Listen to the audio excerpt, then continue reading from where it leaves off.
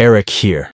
I have some things I have found since my last post. Last night, I went to the place where the call came from and explored the area.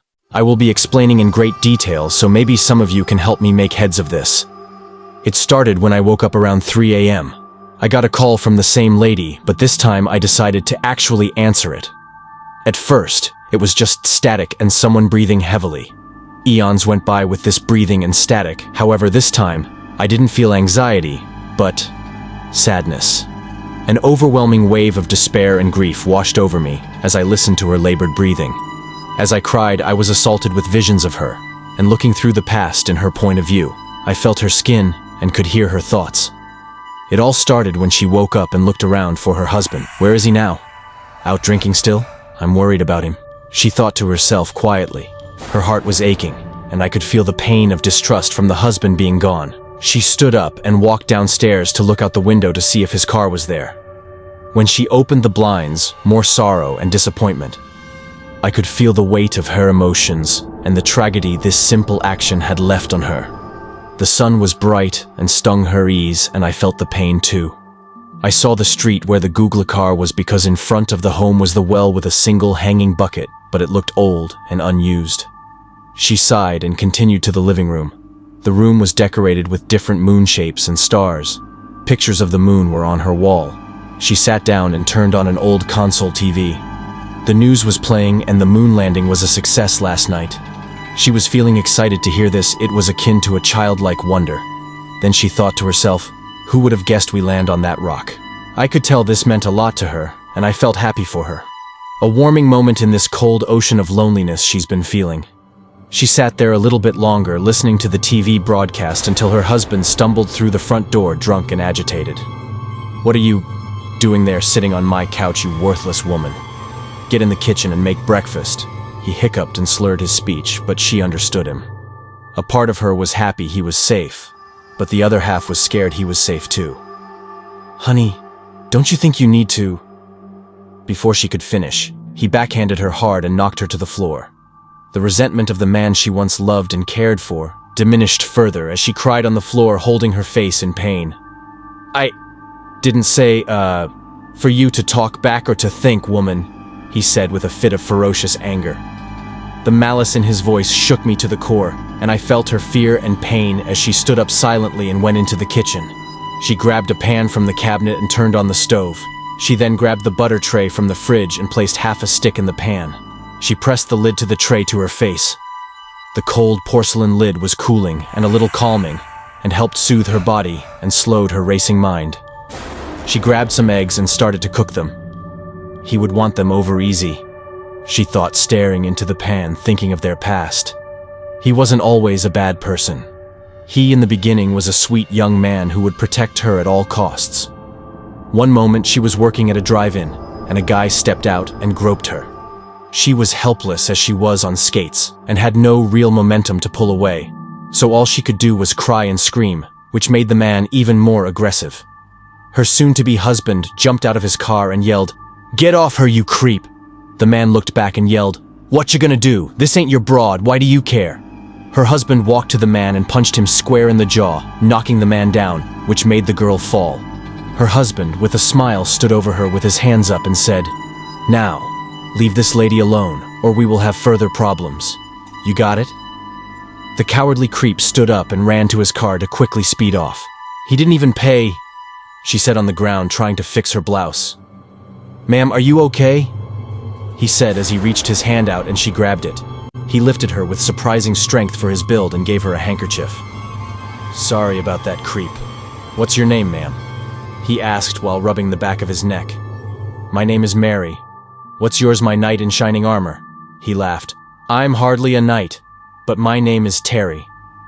The flashback ended as she was brought back to the moment she was in now. Terry was fast asleep and snoring loudly on the couch. She was crying, seeing how her relationship started to how it ended, breaking her body, mind, and soul. The pain on her face was dying down, but the emotional trauma it left was long-lasting. She finished the meal and brought it out to him on the couch. She went to wake him up and noticed a phone number written on his palms and a hickey on his neck. He smelt of perfume she never owned. Her sadness and anger were overwhelming and her mind was racing. She somehow shook it off as nothing she didn't expect and woke him up with a smile. "Hun, here's your eggs," she said timidly. "Just leave it there and leave me alone." He snarled at her but went right back to sleep. She spent the rest of the day cleaning around him and not saying anything to him. His face was in a constant state of annoyance and seemed off. Later that night, he left and she slept on the couch since her bed doesn't even seem welcoming anymore. She woke to a loud noise in the middle of the night. The clock rang 3 times as her husband Terry burst through the door drunk and angry. He jumped at her, pinning her down as another woman came in and duct-taped her mouth. She didn't recognize the woman, but she had bright blonde hair and a small scar on her cheek. Terry tied her wrists and feet together before dragging her to the well and lifting her over his shoulders.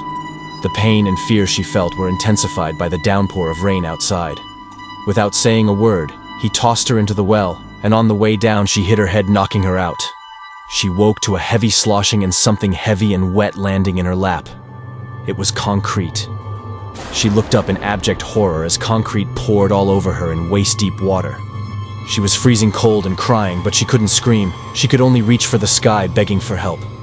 She tried to stand, but she was already covered up to her chest in heavy cement, and she had no energy. I felt every bit of anguish, fear, and anger she felt as her husband Terry betrayed her and is now sealing her alive in this tomb. As the cement piled on, her breathing became more labored and she started to lose consciousness again. In one final effort, she shoved her arms over her head and stuck them to the wall. She died from asphyxiation. The pain of drowning or asphyxiation was so great, it felt like her lungs and body were on fire while her muscles spasmed and her brain started shutting off body parts to preserve oxygen. I woke up from her visions and was covered in sweat. She said one last thing over the phone, "Help me, I'm stuck." I replied with anger and determination. "Don't worry, ma'am, Terry will not get away with this." She replied with a simple, "Thank you," and hung up. I stood up and typed the address in my computer and saw it was only about 30 minutes away, and I started to look up where Terry may live. A newspaper article showed that Terry Campbell has filed for a missing person for his wife, Mary Campbell.